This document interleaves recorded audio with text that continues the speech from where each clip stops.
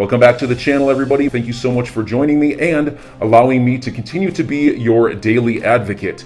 If you're new here or you're not subscribed for any reason, please do me a huge favor and hit the subscribe button. Thank you to all of you who have been watching and following me for so long. It truly means a lot, and I'm glad that I can be this person. Having said that, I'll quickly explain here. I've not been making too many videos recently because I've not been feeling too well. And as I told you all, this is not my job. I do this for fun. I like it a lot. So if I'm not really feeling it, I take a little bit of a break. And that's what we saw just now a little bit. Most likely, I'm back in town from right now on forward, baby. So don't worry about it, all right? I got you guys with the swift crypto updates every single day. And also, we have a 2,500 XRP giveaway running. And I'll post a Gleam campaign shortly. The Gleam will end at the end of the month. There's no changing that. The only question is, what day will I post the link to enter? Yeah, that I do not know yet. Having said that, so the first piece of today was Empower US getting some very nice email. What they basically had was this. Empower US scored some extraordinary emails regarding Bill Hinman, including one that shows that Hinman has was actually warned that he has a bar under the criminal financial conflict with Simpson Thacher because you have an ongoing financial interest in the firm. So if you don't know, Simpson Thacher, law firm. James Fillon, hero. Bill Hinman, villain. Empower US, not exactly sure, but they're kind of like trying to save everybody in this entire process. Now, let's not go too deep into that. Let's kind of explain the situation. There is a conflict going on right now between Hinman, Ripple's side, Empower US, because people just want to know, was William Hinman's speech financial advice / clarity, or was it just a personal opinion? But also, was he acting out of the interest of himself for monetary gain, or for his law firm for monetary gain, or for his law firm for credits for / pension because he got paid millions of dollars? Did he make any agreements with the Ethereum Enterprise Alliance / his law firm for any crypto clarity or crypto opinion, yada yada yada yada? Did he let them know what he was gonna do? Did he discuss with them how to do all that stuff? We need to know. Why? Let's read a little bit below this. So, meeting with them while having such a conflict is not permitted. As we discussed during your briefing, let's quickly get this out of the way. Even calls with them are not permitted. It's also a serious optics issue. He can't be seen to be granting special access to a firm you have a financial interest in, which I think is logical.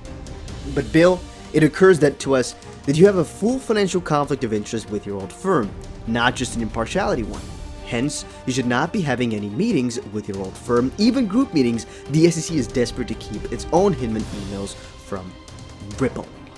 Expert Crypto Wolf saying William Hinman still had meetings with Simpson, even though he was warned by his agency that it would create problems for him later on. He could have gotten away with it if the SEC would have never sued Ripple over XRP, but right now, people are digging up that dirt, baby. And I think it's rather interesting to see how the cookie crumbles, in the sense that nobody really cared when this was happening in the background, but now that they've tried to bring it all up, yeah, it's becoming a pretty big issue. So Eleanor Tourette, I think, also had an interesting opinion on it. According to John Dean, government employees are prohibited from participating personally in matters where they have financial interest. According to these emails, it seems Hinman met with members of his old firm anyway, despite the SEC's ethics staffer warning. It would be a criminal financial conflict to do so. I've reached out to Mr. Hinman as well as the SEC for comment on this. I don't think they're going to get it, but indeed, either he is, again, let's quickly say here, this is purely, is it good? What? Let me see this charging thing. It's charging, but it's not. Why is it not charging? Just quickly making sure. Okay, not sure about that. I want to say, this is just purely my opinion, right? But either, I think this is a pretty stupid decision. Let's put it like that. Let's not insult him. It's a pretty stupid decision to do that if you've been warned, right? So either he thought it was invincible, like Crypto Wolf says here, or, you know, let's not say it out loud, but let's think it in our heads, and thought it would never catch up to bite him. Too bad to him, he messed with the wrong company in the XP army. And man, if you think about it, we are digging like freaking hawks, man. Hawks don't dig. Well, let's pick something else. What? He's digging like an American badger, alright? To be specific, it's the American badger which is the fastest digging animal. I didn't just type in best digger animal because I didn't know what perfect, words to put in. There we go. Now, so our document here is 103 pages long, and it reads just the first little sentence. Defendant Brett Gillinghouse, by and through his undersigned counsel, hereby answers and asserts defenses to plaintiff SEC's First Amendment complaint. Unless expressly admitted, all allegations set forth in the complaint are denied, which I think is interesting.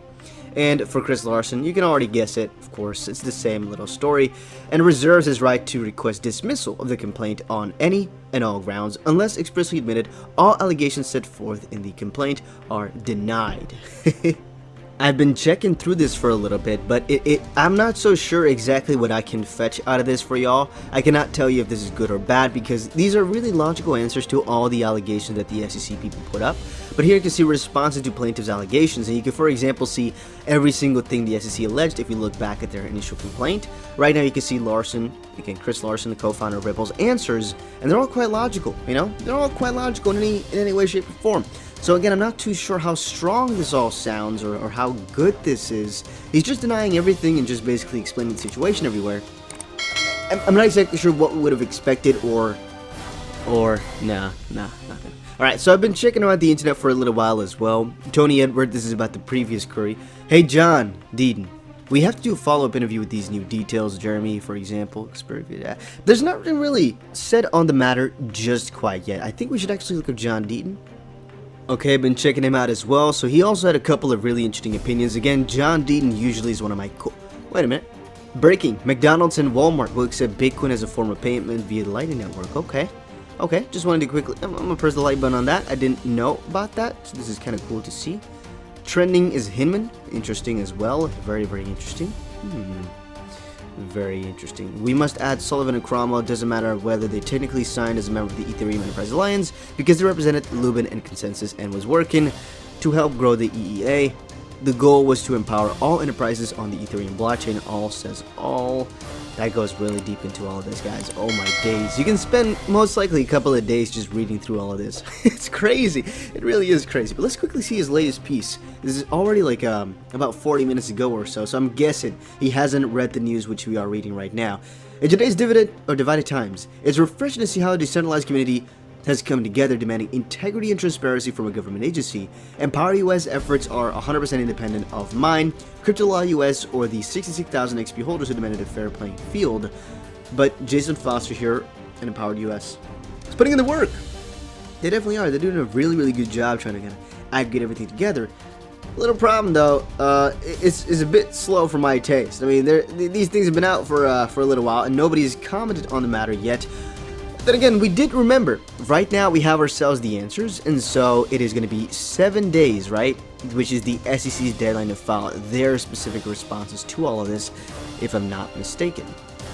So, in conclusion, we have absolutely no idea if this is good or bad in the sense that these are just the responses which were logical. All we know now is that the ball has started to roll, because this means that the SEC has about 7 more days, if I'm not mistaken, to reply to all of this. It's just basically what sets in motion all these previous deadlines which we covered before, even though I've kind of forgotten in small what exactly they are. We'll see in a couple of days here, and most likely we'll see in a half a day or so what all these lawyers think about the situation. It's just important to know this has happened, so a couple of these are going to transpire, whatever, happen in the real short term from now on forward.